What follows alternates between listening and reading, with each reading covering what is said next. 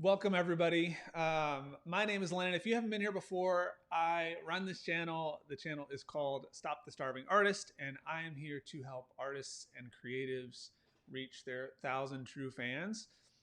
I believe that there's no better time to be an artist and creative than right now. And so I want to help you today to figure out how to more professionally grow your audience. So, what we're looking at today is my connection blueprint, which is a proven method that I've put together that is going to help you reach more people, reach a bigger audience, and to do it by spending less time on social media. Because if there's something that I feel like I know about you as an artist, it's that your art takes time, your creativity takes time. And for us to be expected to show up online consistently in a way that that just puts us in this, like, I don't know, social media is a rat race, right? So when we're expected to show up consistently all the time, we end up frustrated because our art may take us days or weeks or months or whatever. And when we're trying to post our art online and be consistent with people, we get behind. It's just inevitable. And when we feel behind, we end up frustrated. And so we turn to things that are tactical, things that feel very simple. But those tactics that a lot of people teach, we kind of run from one to the next, and they don't necessarily work, right? Why don't they work? Well, the reason they don't work is, one, it's really hard to be consistent in something that you're not driven by.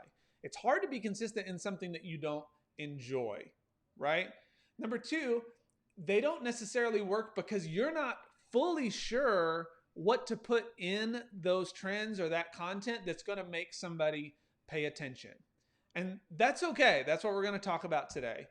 And the third thing is that, when you get into that level of, I need to be consistent, I need to be consistent, I need to be consistent, and it becomes an obligation, that obligation eventually leads to resistance. Because when you don't see the growth that you want, you get frustrated and you start to feel like, well, what is the point? Why should I even continue to show up in some way? And so I want to talk today about ways that you can do this that feel really authentic, that really get people to pay attention, and get people excited. And I'm looking here in the chat today as well. So if you're here watching live, please let me know that you're here. Karen's here. Hi, Karen. I'm going to be taking questions at the end of this as well. So let's start with the first of these 4 levels of what I call the connection blueprint. So this is just, again, sort of my thing, right? Everybody has their methodology, right? So the first thing that I want you to think about is, what is your unique value as a creator? What is your unique value as an artist? So this is one of the things that a lot of artists neglect. A lot of you are starting with the art. And you say, well, if I put this art out there, then somebody's going to pay attention to it if they like it. And that's how I'll grow a following, right? Here's the problem with that. When you're concerned just with putting the art out there and they have no context as to why it's valuable to them, it's really hard to get them to pay attention. Why? Because the internet is flipping saturated with artists, right? What we're looking for is something unique. And when I say something unique, I don't just mean your work. I mean the whole package. I mean your work. I mean you as an artist. I mean the way those things collide. I mean the way that you engage with your audience. And before you start to feel overwhelmed about this, what I want to remind you of is that your unique value is you.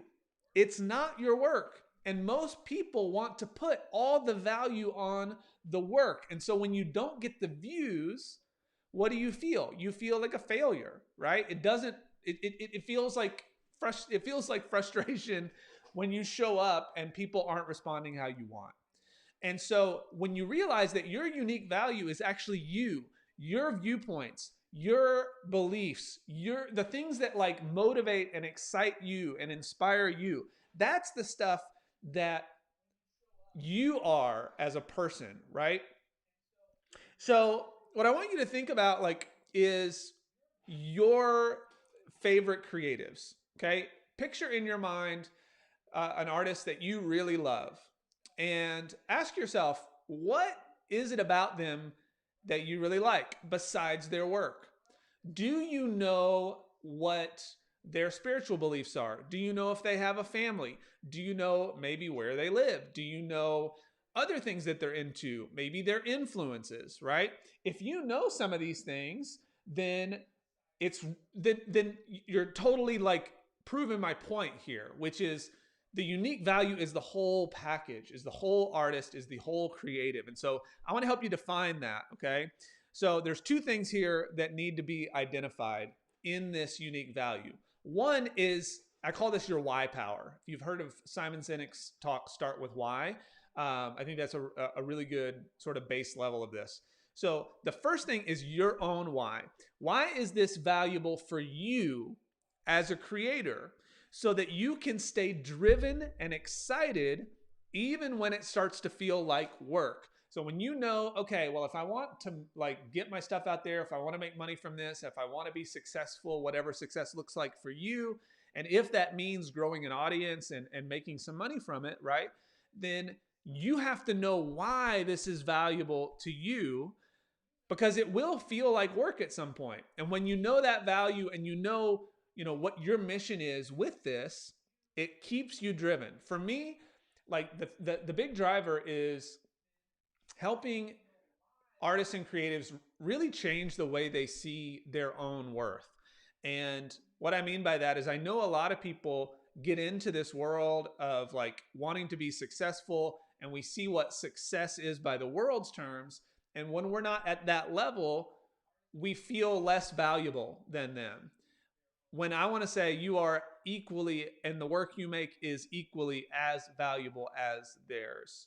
You just may not know how to present that value yet. It may not be as quote unquote good, and it may not connect as well yet, right? But those things ultimately, I believe, don't matter. And so that's why I want to help artists change their value from the inside first so that they have this driver. The second thing that you have to think about is your why for the viewer, right? Why is this valuable for your fan, for your viewer, right? Could be a listener, could be an experiencer of some kind, depending on what you're doing. If you're doing like live events or you're doing photography, music, whatever, right? Doesn't matter what the medium is. This all works the same. So understanding this will allow you to make not only art for them that you enjoy making, but it's going to allow you to market that art with a lot more simplicity and get them to be more excited about it. And when I say market, I want you to know that I use that term a little bit differently. I don't mean it from this like clinical sense. Market to me really means connect. Like, so when we connect it to our viewers, that's the most powerful thing. So an easy place to start to identify these two things is to ask yourself question number one, write this down if you want to. What do I get from from creating my own art? What do I get from that? And if I could accomplish one thing with it, what would that be and why? Put that in the chat if you want. I'd love for you guys to share with each other what that is, right? So what is that one thing? And here's the pro tip for you. If you're like, you're never going to go deep enough the first time, because you may say like, well, I want to make money with my art. I want to make a certain value. I want to be able to just like support my family, right? So ask yourself why you want those things. Why do you want to be able to support your family? Why do you want to make more money? Why do you want more fans? You know, if it is to support your family, that's a pretty good why.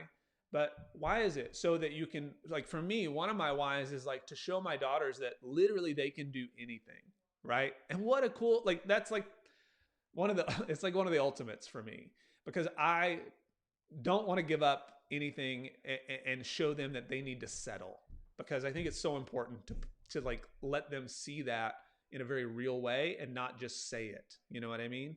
So that's one of my whys. So what is that for you? Look deeper for that driver. And then two, in reference to your audience, ask yourself, what have I been through in my life? Not necessarily your creative life, that has been challenging, that feels unique to you, and that you really enjoy or really could enjoy helping other people with. Okay. So here's the thing, pro tip on this one, like these are some of your life experiences that you can pull from to create relatability and connection with your audience. So this is like the meat and potatoes of stuff.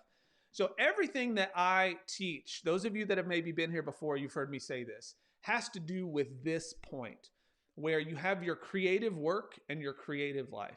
Most people just present this, right? They just present their creativity. And when you look at your creativity from a circle standpoint, if you just saw it as a two-dimensional circle, that's all you'd see, right? But what you also have behind that creativity is an entire life of experiences and ideas and challenges and joys and all these things that inform the work you make, right? And so when you take that two-dimensional circle and you flip it on its side, and we now see a full ball there, we can see the entire depth and breadth of the object, then it shifts. Now we have this whole thing for us to look at, and it becomes so much more compelling and exciting. And we'll get into a little bit how to present that, but I hope that you can see where we're going here. So ask yourself those two questions, and that's going to help you come up with your unique values as an artist, right? So the second part of the connection blueprint is to find your true fans, okay? We're going to get into a little more of a breakdown of this toward the end, so make sure you stick around for that. But what this comes to is like a lot of people, a lot of artists, they say, well, I've had this conversation, for instance. Somebody messaged me and they said, hey, how can I know like who my audience is? And I said, well, what do you want? Just like we just asked, what do you want to give your audience? Like, what do you want your art to do for your audience? And they said, well, I want it to make them happy. And I said, okay, so why aren't they happy? And they said, well, like, does it matter? Like, doesn't everybody want to be happy? And I said, yeah, but the reason that I want to be happy versus the reason that you want to be happy may be very different. Like for you, what might make you happy in this moment is, growing a bigger fan base for your art. And for me, what's going to make me happy in this moment is being able to focus on one very specific thing in my life so that I have more capacity for my family.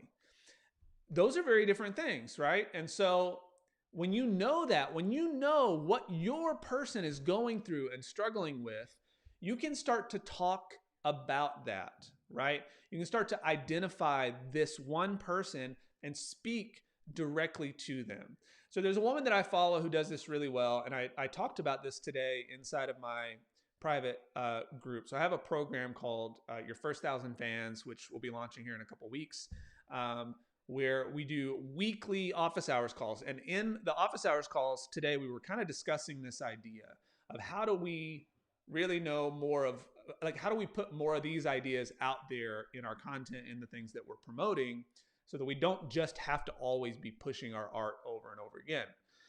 And so there's a gal that I follow by the name of Shalene Johnson, who's not in the art space at all. And I tend to actually look outside of the art space and creative space often because I think the art space is very limited, if I'm being honest. I think a lot of the industry people here are living in the past. They're still abiding by the ideas of galleries and gatekeepers and all these things, and that doesn't exist anymore. Like those things still exist, but that you don't need that anymore to be quote unquote successful, right?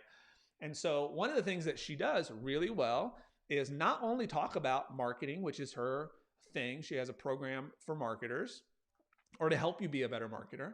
But she also talks about things that are happening in her life that she's really passionate about, things that are really, that she's struggling with in the moment.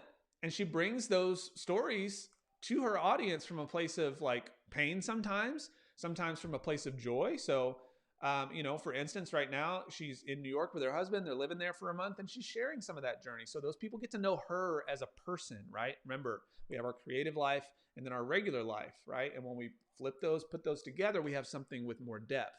she also is dealing with her father-in-law having Alzheimer's. And so she was sharing a lot of that story. And by the end of that, those things, I just feel like I know her, you know? And so when I feel like I know her and then I hear her teach, I hear her do these other things, it's like, oh my gosh, I like this woman because I'm like her. And so Seth Godin says, people like us do things like this. And that's really what we're getting at here. So, what I want you to think about as you identify your one person, and I want you to think of it as one person, is, you know, if you only had one person that you were going to serve with your art, who are they? What are they going through in their life? What are they struggling with? You know, how have you maybe overcome some of those things, or what are you doing in your life that could maybe help them? And share some of those things online, right? Talk to them as if they're just sitting right in front of you, because I guarantee you that when you start to do that, things will shift, right? And for me, I have a very specific person. Like, you don't know this, but I can see you.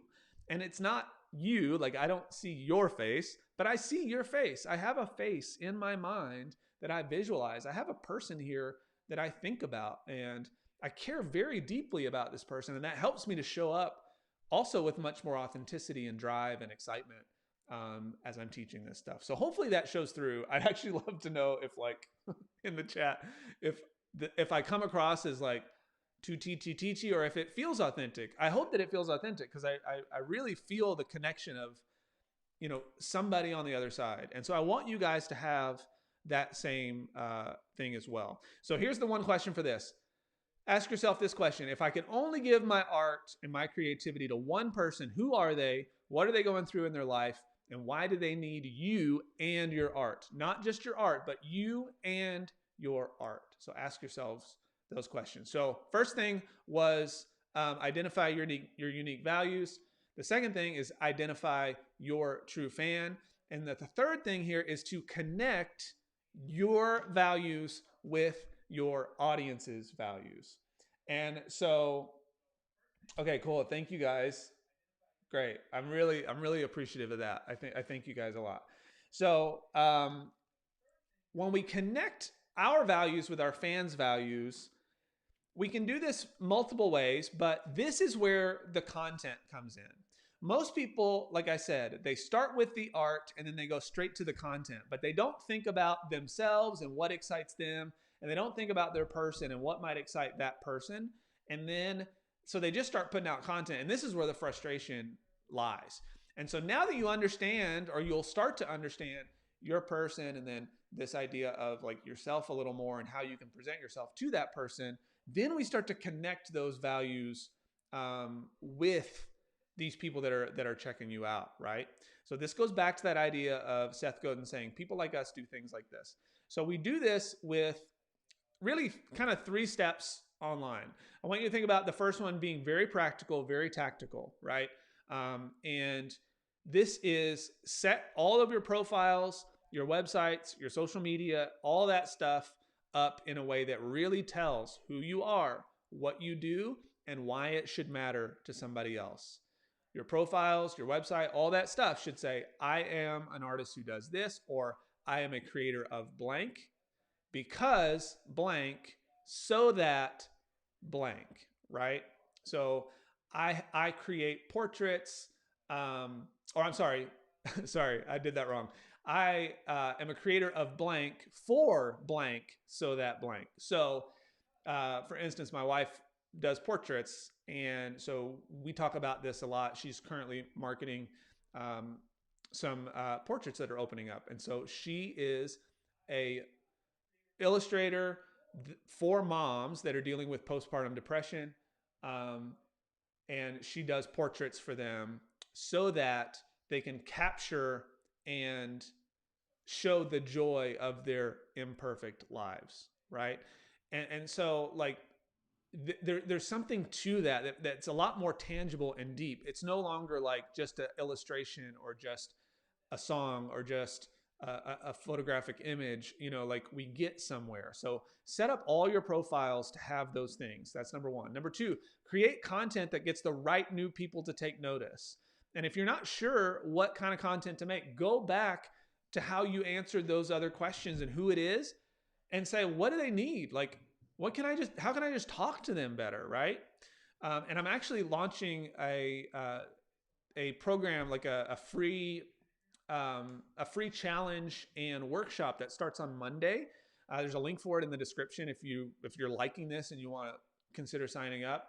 That starts on Monday, and we're going to go a lot deeper into the content side there, and you'll be able to ask me direct questions about that. But make a list of like stories, ideas, beliefs all around these things that you've gone through in your life and how it affects maybe the work that you make, and the kind of work that you want to make for your ideal person. Also, let us know like how it affects your life.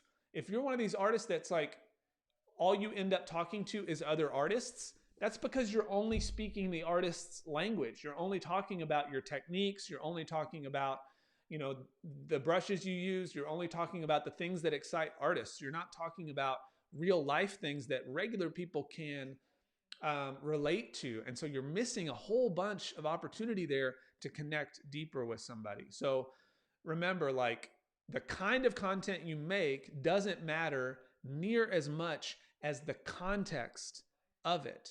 The kind of content you make doesn't matter near as much as the context of it. So a lot of the questions I get are, should I do carousels? Should I do reels? Should I be on TikTok? Should I be on YouTube? I don't care, right? Like, if you get in this challenge and you want advice on that, I'm happy to understand what you're going through better and give you some thoughts just based on your strengths. But ultimately, like, you can grow an audience on any platform if you are giving out content that has a real context and heart to it that feels exciting to them. Okay. The third part of this is to create a conversation with people that start following you. And I mean like a literal conversation, whether it's through comments, direct messages. And I mean like send them videos, send them like audio messages on Instagram, write directly to them, send them emails, make them feel special. People want to feel seen and heard, and they want to know that whatever you're doing, like, they mean something to you. If you want to know, like, hey, nobody's engaging with my stuff, like, are you engaging with them? If somebody goes and you get a bunch of likes on a post, even if it's 5 likes on a post, are you going into their stuff and checking it out and just saying, hey, or sending them a message and saying, hey, I saw you liked one of my things. Like, I just want to say thanks. Like, where I'm at right now, it means a lot. And then ask them things, like ask them why they liked it. Ask them, what resonated with them the most. Have deeper conversations with them, because that's going to help you understand what you can make more of so you can continue to grow it. And the beautiful thing about that is you're starting by making stuff that you like, and you're making it for somebody that you like. And so it's no longer this pressure of like, well, what do I do? And then you have these conversations with people and you're like, oh my gosh, they like this. That's really cool. And now you start to scale that. You start to make more of that stuff, and it feels more authentic to you. And it's no longer just like, trends for the sake of trends, which I just can't stand.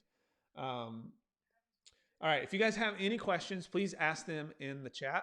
We are getting into the last part of this teaching. So the fourth part here is to collect value. So the first thing is to identify your unique values. The second part is to identify your true fan, right? And then the third part is to connect your values with your true fans' values through content, through like conversations. And then the fourth part is to collect value in return. I know that most of you would love to figure out like one of two things: to have a community around your artwork that matters, right? Where they really like, it's not just clicks and likes and like hearts or whatever. They really care. That's what you want. And then the other thing is to make a little money, right? Because money it's just proof that it works. It's proof that somebody cares. It's proof that somebody, like, that you've touched somebody enough to get them to pay you. There's no great, like, we think of money as this like evil thing. Like, money and marketing, I feel like in the art world, are like the evil twin brothers that we're all annoyed with, because we've seen all these grubby like money marketers over here that have created this like false narrative that makes us feel like, well, we have to be, the Better Call Sauls of the art world. Like, it's not that. Again, if you think of marketing as connection, and you think of money or like exchanging money as service, as you showing up to serve instead of selling, what does that do for you to change the narrative? I'd love to hear that in the chat. If you thought less about trying to sell to someone and you thought more about trying to serve them, would that make it feel better to exchange money? Because it certainly helped me, because I started to think of money more of, it is a value exchange, right? Because when I pay for something, here's the difference in like the way my kids approach things. When we go to the Dollar Tree and they get a toy there, or we go to McDonald's, this is better. We go to McDonald's and they get a toy, and the toy is free, and it comes with their Happy Meal, right? They get it out and they are pumped about it for about maybe an evening. Then where does it end up? It ends up on my floor, right? And it's just like kicked around, and it eventually ends up in the garbage. But what happens when my kids are doing things where they're literally having to earn the money that they're going to then spend on a doll? And that doll costs them $30, which to like a child is like a ton of money, right? Well, what happens with that doll? I can guarantee you those dolls that like they've gotten that way are the ones that they play with the most. Those are the ones that are in every little like playtime narrative that they have. They value those things more. So as consumers, the things that we know have stakes, and money becomes stakes, right? Stakes meaning like there's something on the line. We value it more. This is part of the problem with many of you as creatives, is that you want to make more money in your art business. And forgive me, this is a little bit of tough love, but you're not willing to invest. You're not willing to spend some money to like figure out how to do it better. You say money's really tight. And yeah, money might be tight, right? But you're more than happy to go and spend that money on other things that you know may or may not serve your business at all, right? And that's just so true. Like I did the exact same things. And then what I changed was this idea of that money is a value, money is a service. And when I pay somebody to give me a service, I love it that much more. And I'm going to go in and do the work. I'm going to go in and like engage with it and do it. And I think that that's like really important stuff, right? So the way that we collect this value in return comes from what's coined, I think, is like the concept of the 5 1s. And I got this from Greg Hickman, and I've sort of refined it a little bit for creative people. But the 5 1s includes this: one person, right? So we've talked about this. You're going after one creative person. This is how you collect value, remember. You're going after one creative person with one product, one conversion, and we'll get into this in a second, with one content strategy for 1 year. So if you want to build up a following of like true fans, then you're going to do this method of having one person in mind, having one product for them, like a main product, one conversion method, meaning one way of like getting them into your product, one content strategy that gets their attention, and then you do that over 1 year. So I like to flip this over and think of it as a funnel. So you're going to do all of this work for 1 year. And then for 1 year, you're going to have one content strategy. And that content strategy is going to get people's attention. You're going to have a conversion method, which is usually like an email list. You're going to get them on your email list. You're going to get them in your content. You're going to have these direct conversations, these more meaningful things. And they're going to now be like part of your true fan group, right? So once they're in that, then you have one product to offer them, right? And that one product is really there to serve one specific person. When you start to simplify things like this, your whole approach gets simpler, because what we usually do is the shotgun approach, where we have all these ideas and we put it all out there and we just see what happens. And then when we do that and we find something that works, we chase the thing that works without the idea of what also works for us. And this is what I help artists change about themselves, right? Learn your unique value, learn the value that you have, so that you can then hone into your skill sets and do that better. And so this is the idea. So you have your one person. Who's this person that you want to talk to? We discussed that already. You have one creative product. This could be a physical product, your actual artwork, an album, those kinds of things. One thing you want to think about is profit here. And we're not going to get deep into the money side of it because a lot of you are like trying to think here. And you don't need to be here yet. You need to be at those first two steps, to be honest, right? Then you have digital products, which are like courses, anything where you can sell it over and over and over and never have to do more of the work. I think there's real value, and I think every creative person should have some sort of digital product. I think it's a waste if you're always having to trade your time for money. Then you have ads and affiliates. These are things where, like, you know, for instance, people that are in my course, they can have an affiliate link. So every time that they have a friend that buys my course, they get a portion of that because I want to reward them for helping me, right? And I want to make sure everybody wins in that situation. You can do that through Amazon, Target, tons of like art retail places. You can do that through music stores. Just about any place online has an affiliate option, and you can sell their products and you get a cut of that revenue. Then you have deals, which are like a record deal, a deal with a gallery, something where somebody's helping you get in front of people, and then they're going to take a cut of that. I don't love this approach. I was a musician professionally for 15 years. 10 of those years I was on the road.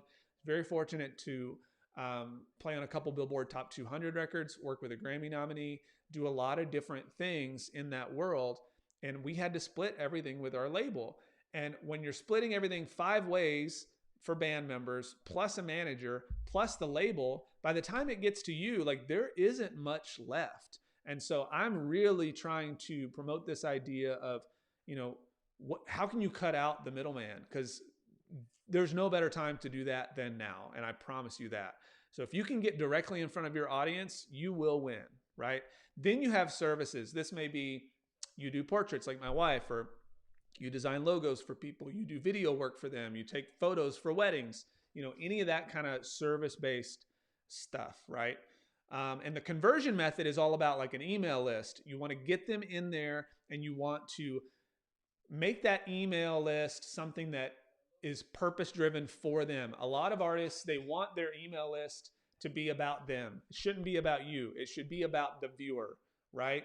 So if your art is to help people that are dealing with, let's say, anxiety, maybe you could do something like curate the best content, art content around anxiety from Instagram for the week, and you send them like 5 great memes that like lighten their mood every Monday. You could do something simple as that, right? You could teach them about something, find articles online and share those things with people, but make it valuable for them. And also make sure you're giving your thoughts on these things. Like, people want to hear from you. They want to hear your opinions, and sprinkle your stories and your life into this stuff as well. And it works, you know, really, really well. And then you're going to do that with one content strategy, meaning like, you know, how are you putting out your content on like Instagram or YouTube or TikTok or whatever? And you're going to do that for a year, right? So this is the connection blueprint. You identify your values first, then you identify your unique fan, and then you identify how you can bring your values to your unique fan's values, and then you collect value in return for your work. It's not rocket science. It's not even new, but the way that I teach it has so much to do with introspection. Most people are looking outward. How do I find inspiration from everyone else, instead of going inward and saying, how do I find motivation internally so that it resonates more with the viewer, and so it's more fun for you as the artist? Because that's what I want for you. I don't want you to feel like it's always the hustle and grind, because when you start to do it from in here, something shifts. It's no longer this like I'm constantly looking for inspiration kind of thing. It's more like, what has got me lit up right now? And you can talk about that ad nauseum many times. And so I've put together this 5-day challenge that starts on Monday, and it's called From Followers to Fans, because I don't want people to build a follower count. I want them to build an actual fan base. And the idea here is based on your 1,000 true fans. So if you've heard of the 1,000 true fans, really the method is, if you have 1,000 people that'll pay you $100 a year, that's $100,000 a year. What a lot of people don't talk about is if you have, 100 people or even 10 people that'll pay you $1,000, Like that's $10,000, right? And you can figure out that faster than trying to get 1,000 true fans. That's the model that I teach with my clients and with the artists that I work with. And you don't do that right away. Like I said, many of you don't need to be thinking about the product yet. You need to think about the first steps. And that's what this challenge is all about. It's going inward, seeing what your unique traits are. And I promise you, there are things that you don't even see right now, your zones of genius that you could be putting into the world that would connect with people on such a deep level. And so if you want to sign up for this and check it out, you're going to learn not only social media strategies, but internal strategies that help with your motivation, that help with your mindset. We're going to make it a priority to actually get off of social media a lot next week and get into being what I call creative contributors, not creative consumers. When we're creative consumers, we get lost in the scroll and we don't connect with not only our work and our content, but we don't connect with other people. So we're going to get off social media and get into the actual creation of things. We're going to set aside time to do that together. Really excited about that. And then you're going to come out of the other side with a content strategy that feels so much more authentic and real to you. Please, if you want to check this out, the link is in the description below. You can also go to stopthestarvingartist.com, which I have on the video here, and you'll be able to sign up for the challenge there. If anybody has any questions, I'll take a second here to wait for those and give you guys an option to ask them, because I'd love to help you guys if I can. In the meantime, thank you so much for being a part of this teaching and coming and giving me what I know is your most valuable asset, which is your time. And so that's the other thing I want you to think about is whether you have 5 people following you or you have 50,000 people, I don't care. Each one of those persons is giving you their most valuable asset, which is their time. Never underestimate that. That's why we have to go deeper and not wider. We forget about the people that are already there and we get so caught up in how to get new in. But when we focus on the people that are there, like we talk about in this challenge and in my programs, like that's when things start to shift. And what I've seen with my clients is they've now gone on to have like, $1,000 and $2,000 sales days consistently. We have one client where they're a couple, they do mosaics, and they've grown on TikTok to over 35,000 followers in less than 2 months, I believe. I don't want to oversell that. I've had other people that have gone on to successfully sell their own courses and their own artwork. We have people in the community that are doing things like selling their artwork overseas. We have others that have done work for companies like Netflix Family and been written up in Board Panda and things like that. So this works. When you have a message and a narrative and a story that gets people to care, people take notice because they know how to talk about it. And so that's what I want to help you do. Cool. So it looks like there's no questions. Thank you guys so much for being here and for being a part of this live stream. I cannot tell you thanks enough. Please go sign up for the From Followers to Fans Challenge. Starts on Monday. We have a call on Sunday, like a welcome party. These will be live Zoom calls, so we'll actually be face-to-face. It's not going to be like this. So you'll be able to talk directly with me. We have a Facebook group that's already launched. I'd love to have you in there. So go to followerstofanschallenge.com, and I'll see you guys inside.